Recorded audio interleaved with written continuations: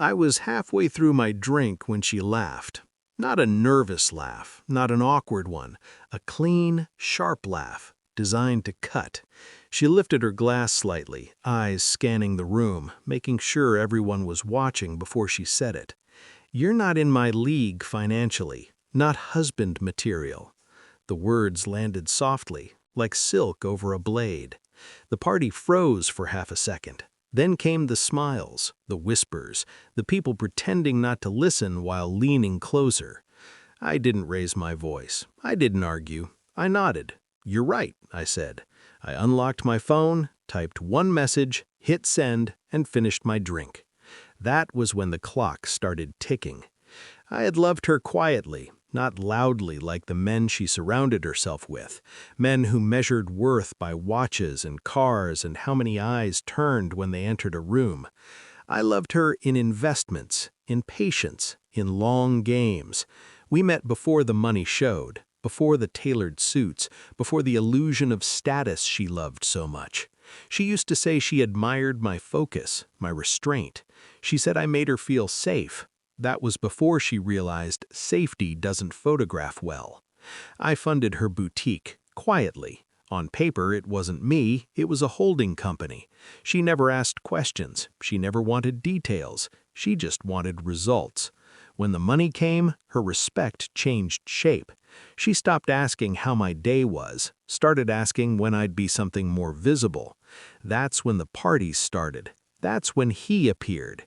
I didn't catch them in bed. It was subtler than that. A dinner she canceled last minute, a watch I didn't recognize on her wrist, a smile she didn't use on me anymore.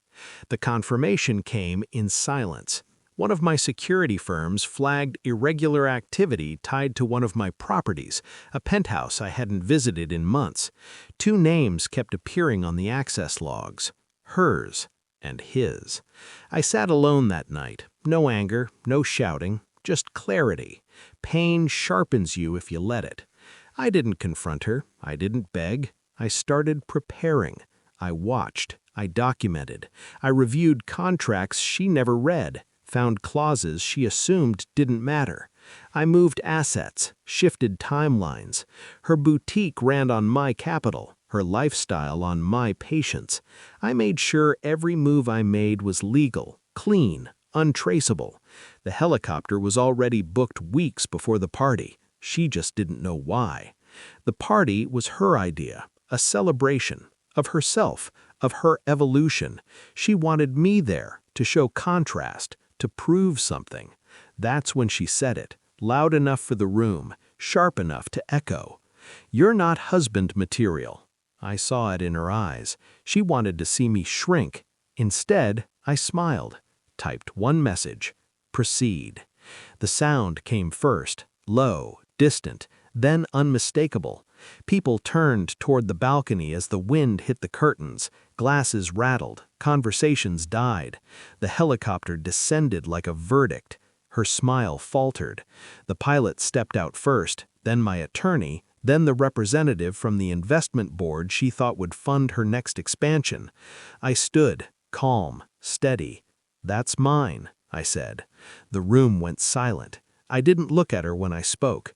"I've already sold the holding company that funds your business. The new owners will be restructuring, effective immediately." Her glass slipped from her fingers. The man beside her, the one she replaced me with, stepped back. He already knew. Men like him always do. My attorney placed a folder on the table. Breach of contract, misuse of funds, morality clause. She reached for my arm. I stepped away. Her voice cracked when she said my name. I didn't answer. The helicopter lifted behind me as I walked out. I didn't look back. Weeks later, the boutique closed. The man disappeared. The friends stopped calling. And I slept better than I had in years. They say revenge is loud.